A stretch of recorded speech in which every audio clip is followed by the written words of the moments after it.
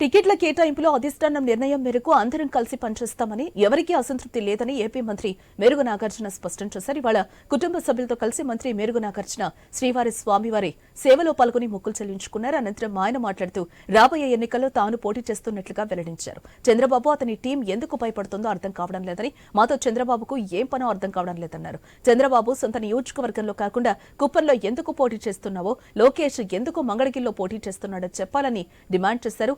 చంద్రబాబు హామీ ఇచ్చినా నెరవేర్చకపోవటం వల్లే ప్రజల్లోకి వెళ్లలేకపోతున్నారని, పవన్ ను మళ్లీ కలిసి చంద్రబాబు ఎన్నికల్లోకి వెళ్తున్నారే గాని మాకు ఏ పార్టీతో పనిలేదన్నారు. మంత్రి గుడివాడ అమర్నాథ్ వేరే చోట పనిచేయబోతున్నారే గాని ఆ పార్టీలో అమర్నాథ్ చాలా స్ట్రాంగ్ పర్సన్ అని ఏపీ మంత్రి మేరుగు నాగార్జున తెలియజేశారు. ఏదో అనుకుంటా ఉన్నారు, ఎవరికి అసంతృప్తి లేదు. టికెట్లు ఇక్కడికి వస్తూ ఉంటాయి, రావు. పరిస్థితులను బట్టి పార్టీ నిర్ణయం తీసుకుంటుంది. ఎవరికి అసంతృప్తి లేదు. ఈ రాష్ట్రంలో జగన్మోహన్ రెడ్డి గారు ఒక కొత్త ఆలోచనలతో భావితరాల భవిష్యత్తు కోసం బ్రహ్మాండం వంటి పరిపాలన చేస్తూ ఉన్నాడు.